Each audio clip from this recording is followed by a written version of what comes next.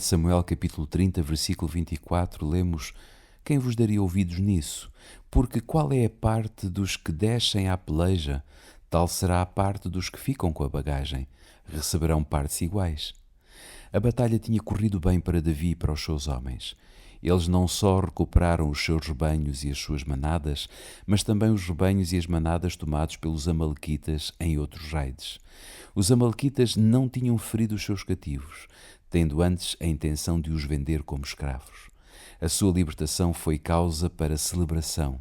Ao chegarem aos seus companheiros que tinham ficado para trás, os mais egoístas e indisciplinados entre os 400 sustentaram que aqueles que não tinham participado na batalha não deveriam ter parte nos despojos, que era suficiente que cada um deles recuperasse a sua esposa e os seus filhos.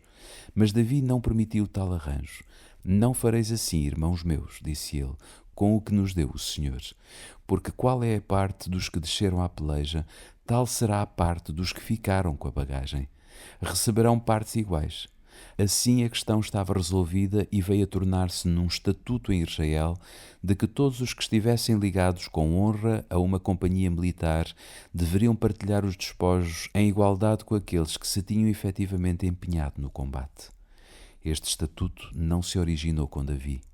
Um sistema definido para a distribuição dos despojos foi imposto na época em que Israel combateu pela primeira vez contra os midianitas. Apenas uma parte do acampamento saiu para a guerra, mas imediatamente depois da batalha, o Senhor instruiu Moisés de que deveria dividir o espólio em duas partes, para que os guerreiros e os que tinham ficado com a bagagem pudessem partilhar igualmente os despojos. Quantias definidas deveriam ser postas de parte para os levitas e para se apresentar uma oferta ao Senhor. Este plano nem sempre foi cumprido, mas a partir da época de Davi tornou-se numa ordenança estabelecida. Os rebanhos pertencentes aos amalequitas eram a porção de Davi nos despojos. Durante os seus anos de peregrinação, não só muitos em Judá se lhe tinham juntado, mas muitos outros lhe tinham dado provisões.